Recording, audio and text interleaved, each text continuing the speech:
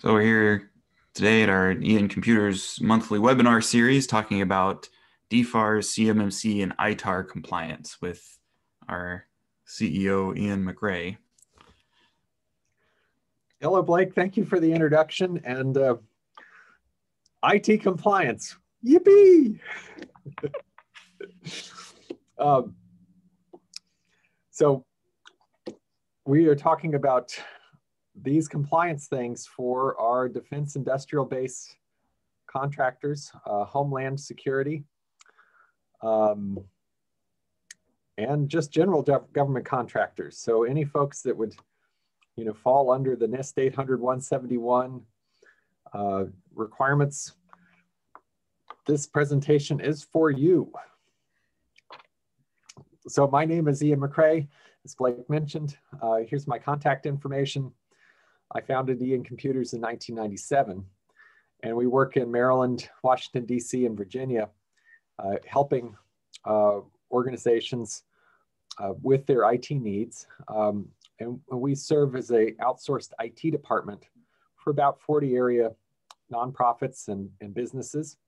And because of our proximity to the nation's capital, a lot of our clients are finding that they fall under these regulatory requirements.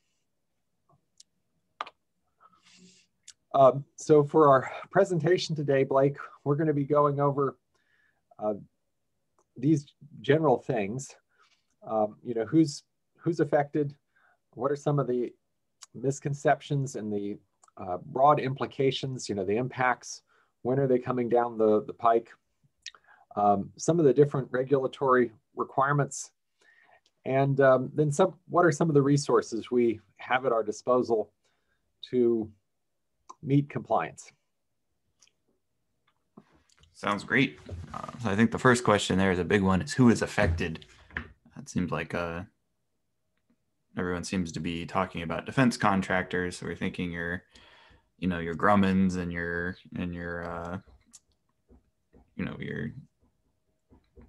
naval shipyards and those kinds of things. But it's actually a little bit broader than that, right? Yes.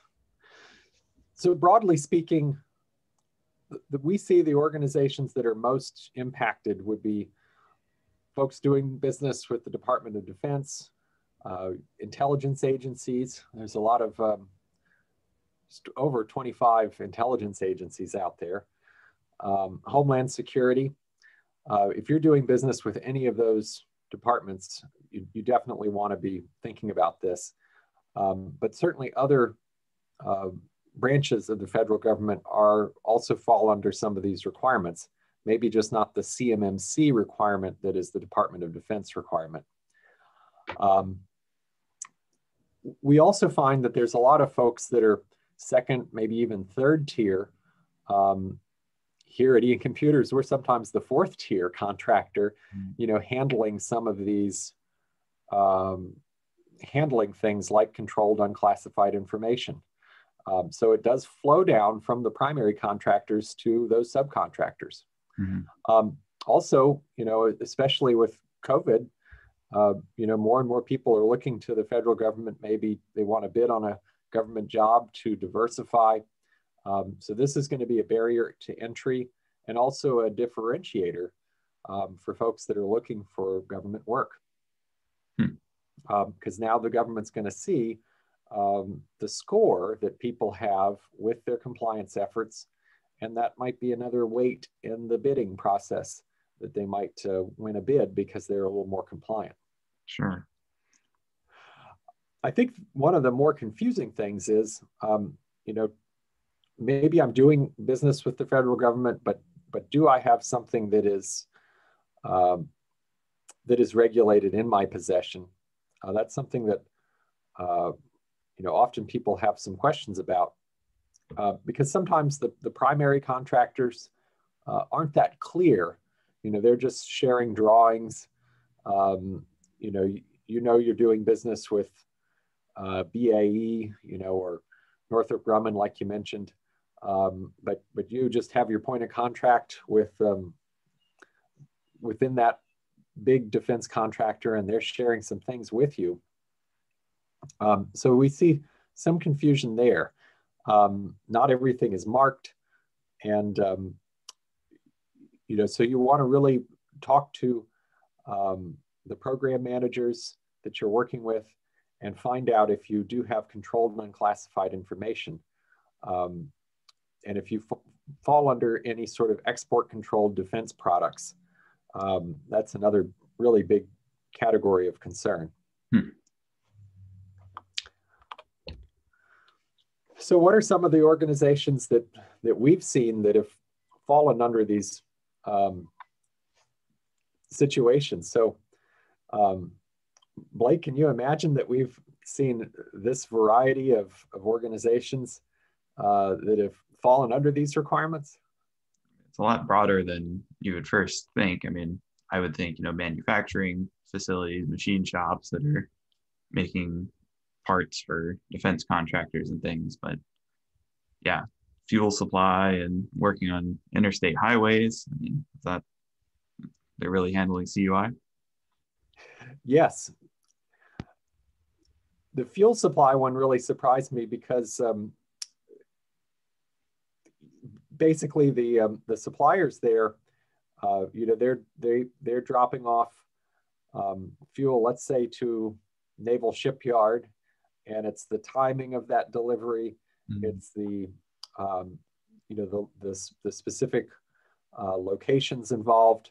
You can go on Google Maps and see where the fuel depot is, but it's the timing, the amount of the delivery, who the point of contacts are, and of course the volatile nature of the product that the government's trying to protect. So that's something that really, it's kind of common sense when you think about it, but a lot of people do business with the government, and like you're saying, Blake, a lot of manufacturing companies, the ones that are here doing business today, some portion of their business is with the federal government because a lot of other parts of manufacturing have been offshored. So we see a lot of manufacturers where 20%, 50% of their business is in the defense government space.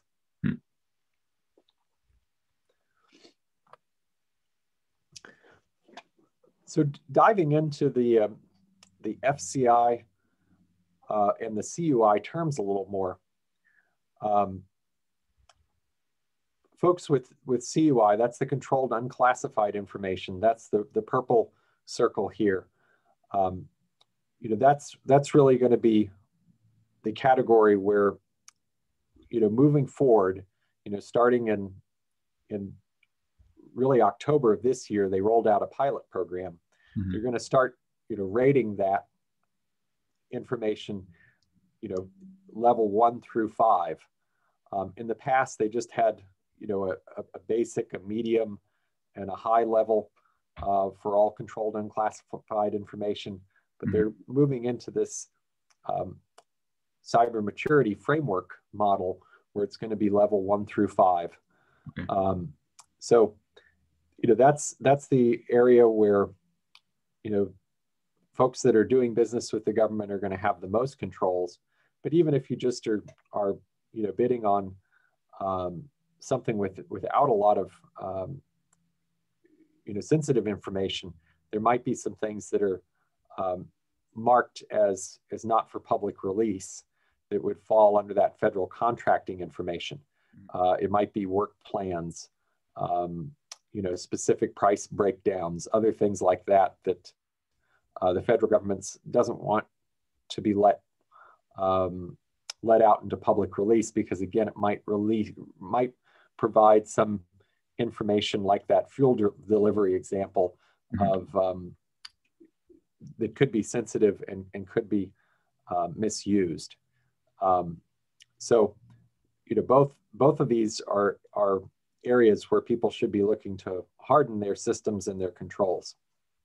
Yeah, it looks like the public information is specifically marked as that. So basically, everything having to do with a contract would fall under some sort of protection, it seems like, unless it's been positive. Yeah, so it might be, I know that the federal government also has the Freedom of Information requests and those types of things. So it might be something where maybe the general bid, like back to that fuel company example, probably the general pricing information, the dollars per gallon, the grade of the fuel, like maybe E85 ethanol. I'm not a fuel expert, but that type of stuff is going to be general public information. But the specific methods of delivering it to the shipyard, or the maybe some of the project plans, if it's a project, that's where it becomes the FCI. And then depending on the type of project, maybe the way things are really fitting together, what the design of the project is, then that gets into the CUI. Got it.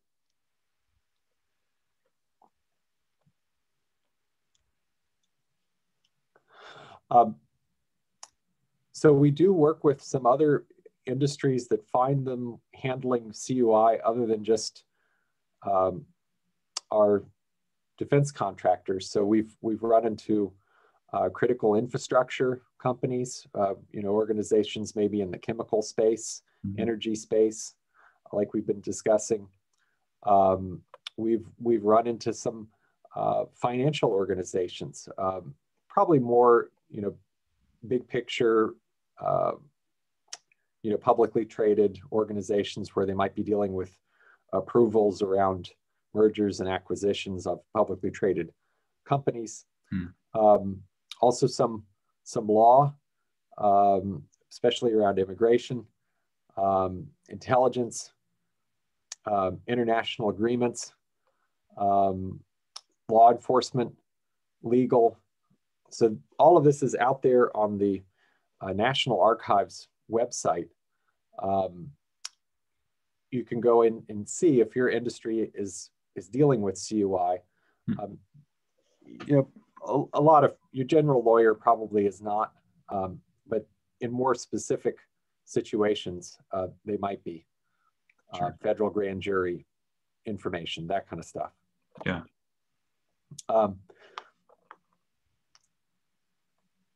So I really recommend that business people that are doing business with the government, go out there and check on these CUI requirements.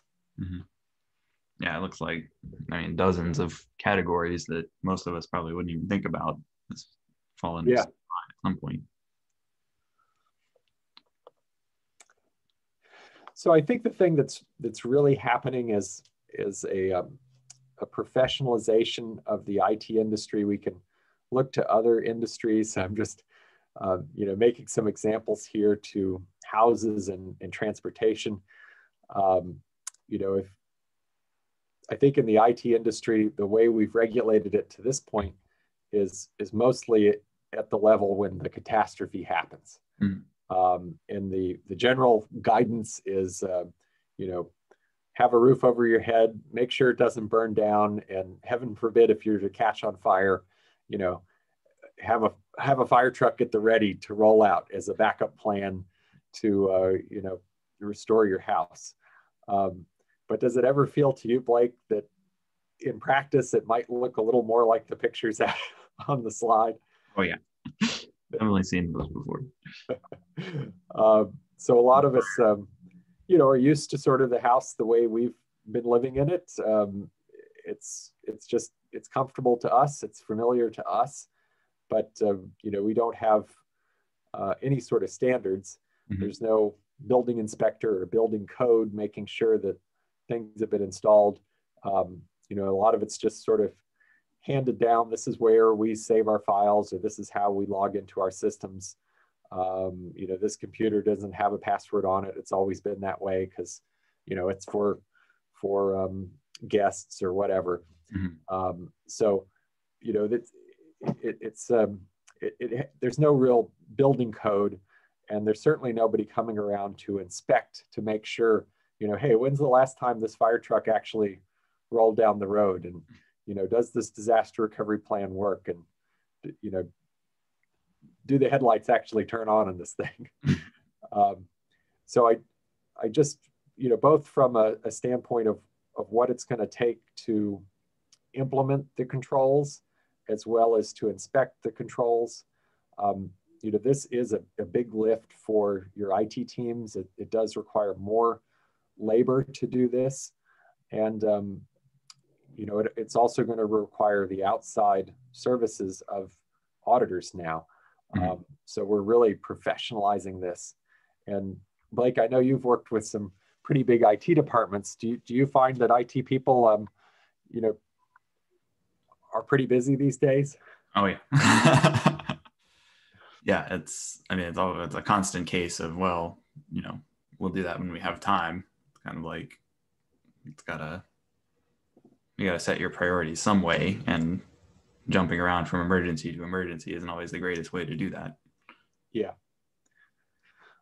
And I think in general, we've seen a lot of things come onto the network and to come onto IT, a lot of processes digitize in the past 10, 20 years. So, our networks now have our HVAC system on them, and the IT guy is responsible for making sure that stays up and running. So, this is really, a lot of it's pretty common sense stuff. The guy with the sheet over his door, it's not that secure, but it was the best he could do. So now we're saying we need to have a real door that locks. We need to know where the key is. We need to keep a log of who's coming and going. All that stuff is pretty basic, but if you're doing it really casually, that's a lot of overhead too. Right. And the fire truck's not going to save you when somebody comes in and takes all your stuff. Yeah. So I also want to just explain what the CMMC governing body is. So we have the Cyber Maturity Model certification, and they've set up a nonprofit governing body to regulate the auditors and the folks working in this space. So the governing body is going to provide the certifications to industry, but there's not a lot. It's not like when you build a house, the city comes out with the building inspector. The building inspector is on the city's payroll, and they do a fairly low cost inspection. Right. Or if you're opening up an office, you might have the fire inspector, fire marshal come out. I'm sure, have you ever seen those signs, 90 people can fit in this room? Mm-hmm. Yeah. So those are all kind of government services. This is going to be a hybrid, industry partnered with this nonprofit agency, and then the requirement to do business with the government. The nonprofit agency is going to be awarding these certifications. So our taxes aren't going up. That's the good news. But the bad news is that the fees for folks who want to play in this space, we're going to have to pay for all of this, directly out of our pockets, mm-hmm. versus having every taxpayer in the U.S. pay for it. Right. I guess ultimately our prices will go up, and then you'll pay for it, right? Exactly. I got a building inspector. You when you pull your building permit, you pay a fee based on the size of the structure and use and stuff, and that covers the inspector, but it's fairly small in relation to the overall cost. But as we're going to see, I think these costs are going to start adding up pretty quickly. Yes. So there's 5 levels, but for folks that are really working in sensitive areas, they're going to be in levels 4 and 5, or they may even be in the 853 space if they're dealing with anything in the intelligence realm. You could say that's a whole nother, level 6, mm-hmm. And above. So most folks that we see are dealing with level 3 or below. and this is for handling CUI. So, to just get your foot in the door and maybe handle some of the federal contracting information, you might be at level 1. But the CMMC governing body is going to be awarding these certifications. The certifications are going to be good for 3 years based on an audit, and they're going to be at levels 1 through 5. So this is the big thing that's being rolled out that we should all be aware of. So what are some of the costs of getting these certifications? Our friends over at Summit 7 did some analysis on this, and this is just for sending the building inspector out. To your analogy, Blake, this is just for sending the building inspector out and doing an assessment. So we can see here if somebody is going to be handling CUI and they need to have level 3 compliance, that the annual costs are going to be fairly substantial. It could be as much as $60,000 a year based on 228 hours to execute an assessment. And the key word here is to execute an assessment. So this is assuming that you've already constructed your house, that you have that locking door that you're supposed to have, and now the building inspector is going to come out for 228 hours. He's going to make sure that you built the house correctly, you have your sprinkler system in place, you got your backup plan in place, all of those types of things. So this does not include all of the hardware and licensing and IT engineering time to build that house. This is just to maintain and inspect the house that hopefully is already built. Yeah. So if it's taking 228 hours to inspect the house, I mean, you've been in IT teams. If you're working with, 40, 50 computers, gosh, just to look through all the settings to control those 40, 50 computers, if that's 228 hours, is that going to just be a part-time, another duty as required job on the IT team? No. And the team I was working with last, we had a whole auditing team that was between 5 and 10 people, depending on when it was. And, they did nothing but tell you what you needed to fix. They didn't fix any of it for you. They just said, hey, you just implemented the system and here's what isn't working. So here's what isn't secure. So figure out how to fix it. Yeah, I mean, it's a full-time job, as you get bigger. It really becomes a full-time job. And so the timelines. So we're talking about CMMC. CMMC is under pilot right now, started in October of 2020. Commercial assessments are really going to become widely available in the beginning of 2021. And then all contractors doing work in the defense space will have the certifications in 2025 in September. So really the eye has been on that ball, but today people really should be, have promised as a contractual requirement in their existing contracts to meet the DFARS rules, which are tied to the NIST 800-171 controls. That's the 110 controls that both CMMC and DFARS are based on. And they're already susceptible to audit. And now they're upping the ante come December 1st. We've got to submit our scored self-assessments that may trigger an audit. There's going to be further review of our self-assessments. They've kind of called folks bluff, that they've just sort of signed the contract, checked the box that they're going to do it, and haven't really thought about it much since then. Sure. Because just to clarify, these requirements have been there pretty much this whole time, right? The DFARS, it says you need to comply with NIST 800-171. there was just no mechanism to verify that. Yes.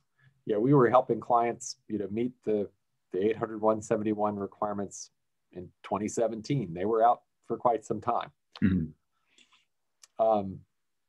So the new rule, which is requiring people to do the self-assessment, it's going to be a score of 110 if you're doing all of your 110 controls correctly.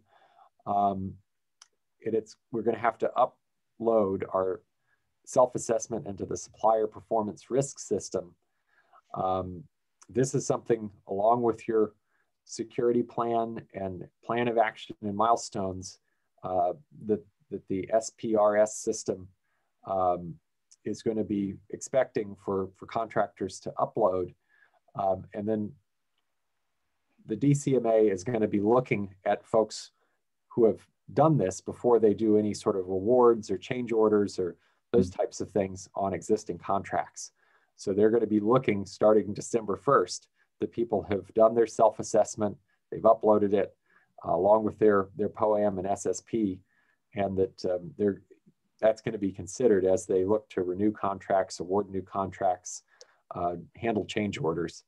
So that's something, even getting into some of these systems, making sure you have all of your ducks in a row to get in and do things quickly, making sure you have all of your documentation in place.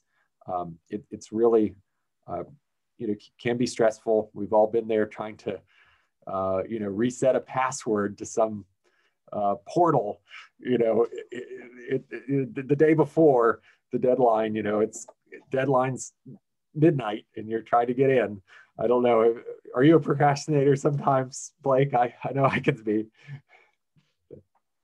Yeah, but this isn't something you want to be doing the night before, I assume. Yeah, this stuff is way too big. So, I mean, these are the way these self-assessments look. You've got 110 controls. So you've got a spreadsheet with 110 lines like this. You've got your weighted score, and you're needing to say, yes or no to some of these questions. And some of these questions they get pretty darn complicated. So, we've been helping IT organizations, and they're looking at the thing and they're saying, well, I need to have encryption, and it needs to be FIPS compliant encryption. So that's a federal standard around the quality of the encryption.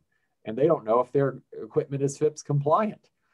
And then they don't know if they've set their equipment up in the FIPS compliancy. And then they wonder, do I have to encrypt everything, or is it just certain types of traffic? And they've got to, talk to people who know how their network is set up. Maybe they have multiple sites, or they have people working from home. Is that set up correctly? How are people coming and going? Are they working off of USB thumb drives? Those also need to be encrypted. Are we meeting that standard? So do we have the tools in place? Have we set the tools up correctly? Oh crap, the tools don't offer FIPS compliance. We need to buy a different tool. So this is stuff that, takes some time to do. And it, a lot of times what we see happening is that maybe you can achieve the encryption in one area. So maybe the thing that comes sort of top of mind is your USB thumb drives, come top of mind, but then you forget that you also have that you're emailing these documents around in your email system, and you don't know if your email system's encrypted.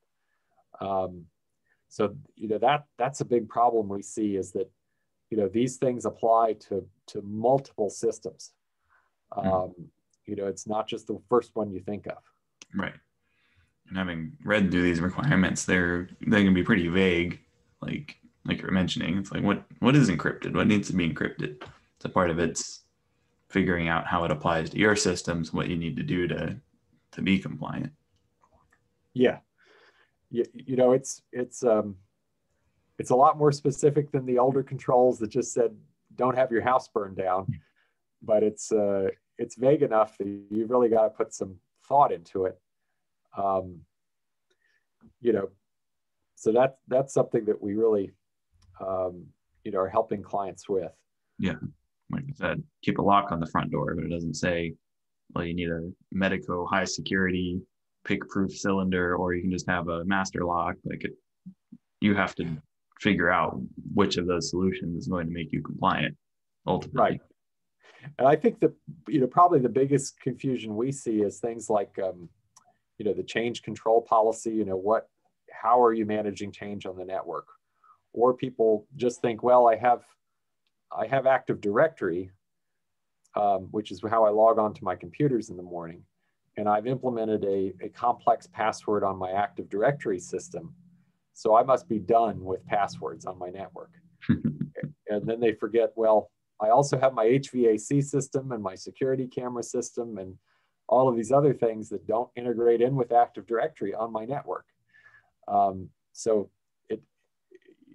we've seen some of the auditors or some of the folks doing these assessments today, when you're working with your accounting company or you're working with, some of the amateurs in the space, really missed that. And that's going to crash and burn once, CMMC rolls out and there's a tighter inspection. So Yeah. I think that's where guys like yourself, Blake, who have a deep, 20-year background in IT, are gonna have an edge.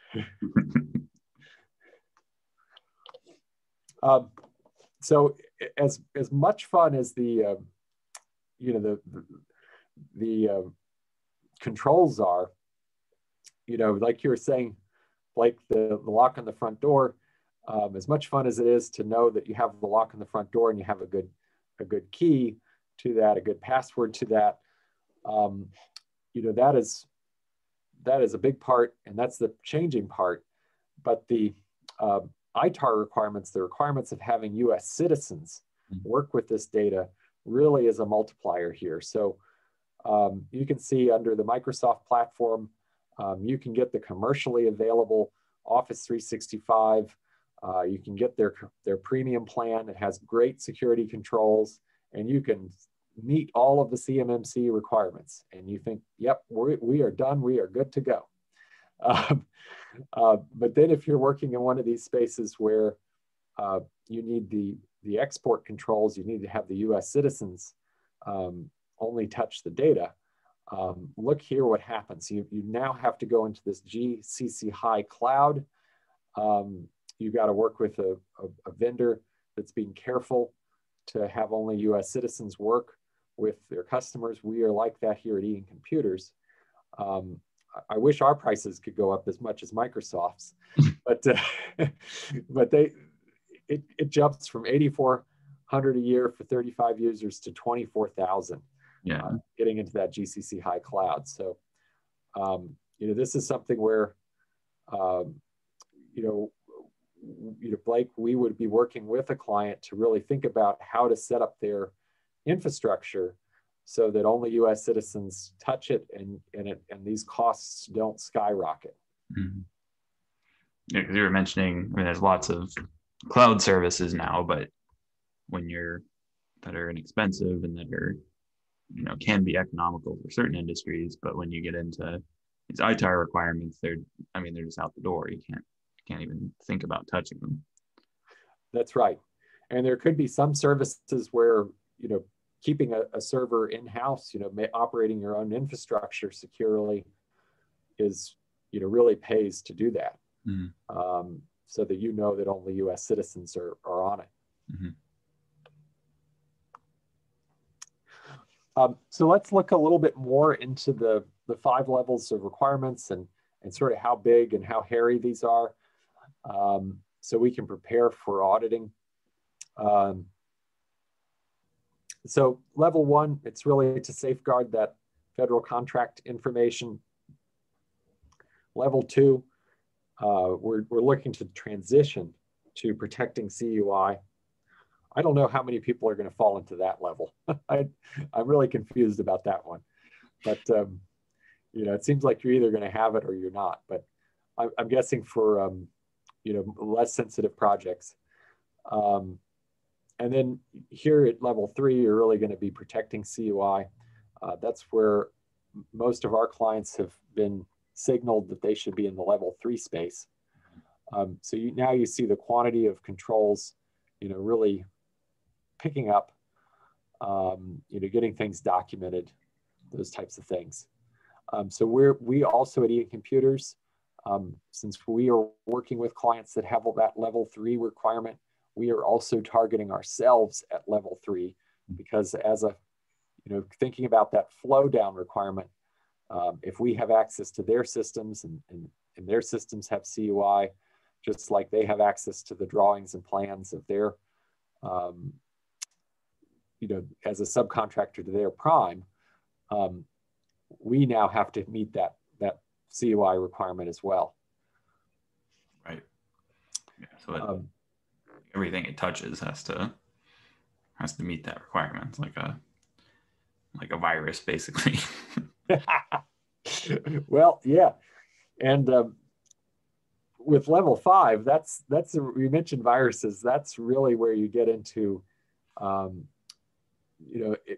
advanced persistent threats. Mm-hmm. So you get into much more complicated change management and, making sure that advanced persistent threats can't get into a network, and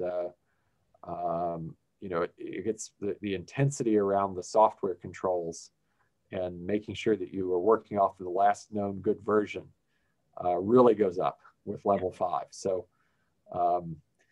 luckily, most of,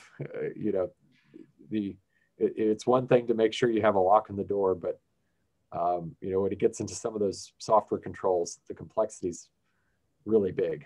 Yeah, we're talking about advanced persistent threats. We're talking about state-sponsored threat actors and that kind of thing. So yeah, I want to go up against the Russians and the Chinese and whoever else is out there that have high-powered cyber weapons and that kind of thing. So yes, you're talking about getting a reformatted computer every 6 months. Right. So we saw the quantities of some of the controls in the last section. Here, let's look at just practically what some of these controls are all about. So level 1, it's, really any small business, even a restaurant that's dealing with your credit card should be meeting level 1. Or I should say even a restaurant in the days of COVID should be meeting level 1. I went out to Chinese food and they signed me in at the door, so that's the logging requirement. Who's escorting visitors in, badges for employees, data disposal, making sure that sensitive information isn't being left around, like your credit card number. So this is pretty basic stuff here. Yeah, I mean, your average nerd is going to have his home network compliant with level 1, I would assume. Almost. Well, probably it's home network, but you'd be surprised though when you get into a corporate environment, how many organizations really don't have a software inventory or a device inventory. Yeah. Or that inventory isn't worth a hill of beans because it's so manual as a process. Right. And data disposal, it sounds simple, but I went to a law office in the past couple of weeks and they had a whole closet full of 10-year-old computers that had been retired and no plan of what to do with it. Mm-hmm. They weren't patching systems. So this is stuff that most small businesses are not doing, actually. Yeah, but if you're not, I mean, at this point, you're kind of a sitting duck. Yeah. That's for those APTs we were talking about, and for anyone else, really, if you're failing at these basic security requirements.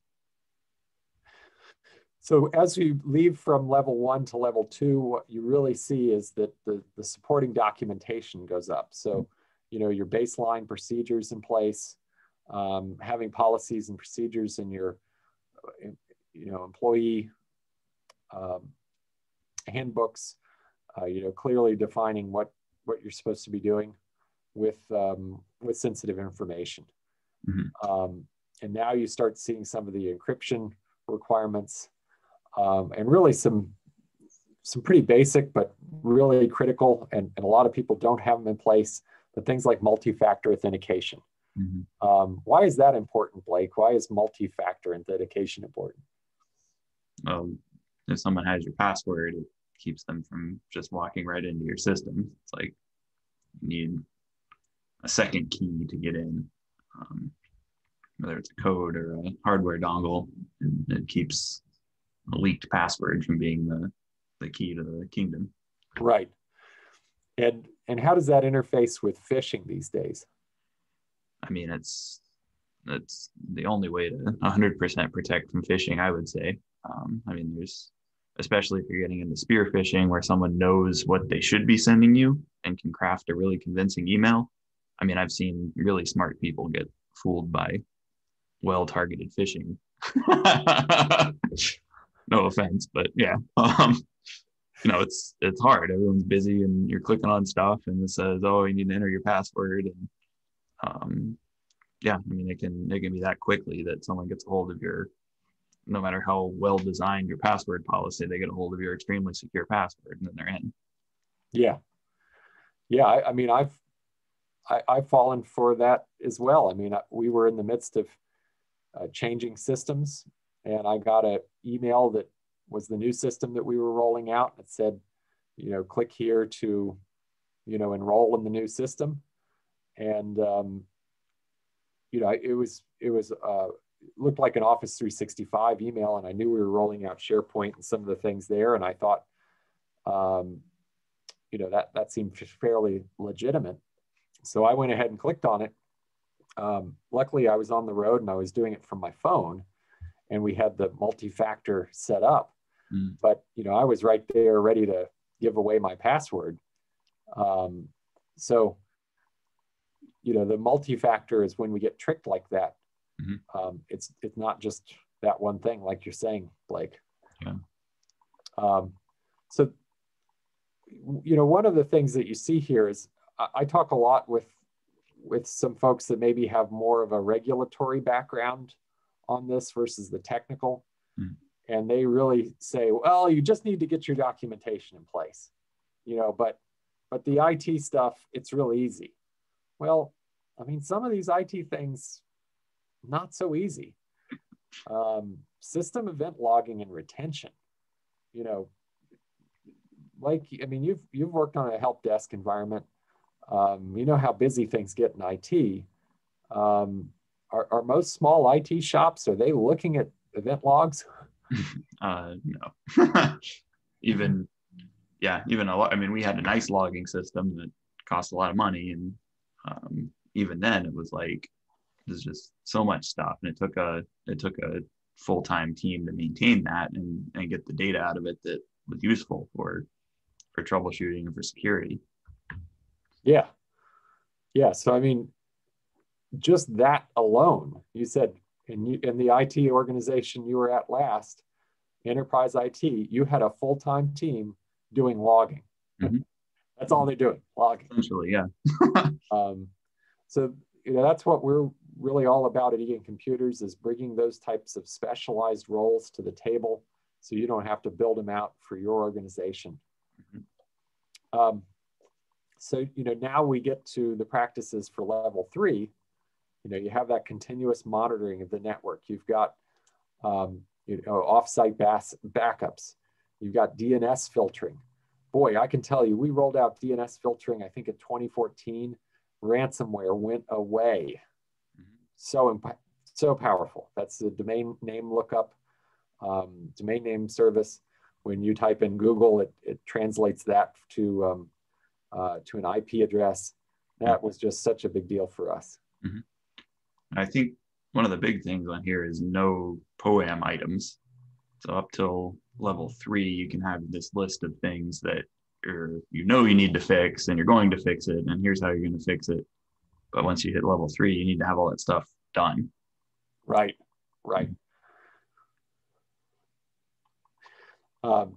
So we get some additional policies here. So how do you get from where you are today to where you need to be? So a couple of things to really just be aware of. First is FedRAMP. So big tools that are used, like the Office 365 GCC High or, Azure Government Cloud. These types of tools are coming out through FedRAMP. And that's meaning that the federal government is looking at these tools. They're certifying things like they're ITAR compliant. They're all US citizens using the tool. So those big nationally used tools are coming out through FedRAMP. We've talked about the CMMC governing body. That accreditation body is looking to accreditate two broad categories of service providers. So the first one is the C3PAO, and those are going to be the assessor organizations. Those are going to be those building inspectors that are going to be going out and assessing our built IT environments. And then they're also going to be accrediting service providers. So these would be folks like Ian Computers that would be accredited to integrate tools like the Microsoft Office GCC High, into your environment. So they are looking to accredit those two things, and they're also going to be the ones ultimately, the CMMC governing body, giving you your certificate as you work through one of these accredited organizations to get your tools and your assessment done. So those are your big, broad, national sort of clearinghouses for this process. Now, the other thing is we've talked about this being somewhat of an unfunded mandate. Well, luckily, there is some way to get some funding here. We've seen some of the costs associated with compliance, and grants for early adopters are being released through the Virginia GenEdge program. That's the Manufacturing Extension Agency for Virginia, and through the Maryland MEP program. And you can get, Ian Computers is enrolled in this. We are working to get our compliance house in order so we can support you. And we see organizations getting, 80% of their costs back through participating with GenEdge to get their house in order. So be an early adopter here. We've already seen a run on the funding. We now see clients in a waiting list. Put your hat in the ring before it's too late and all the money runs out.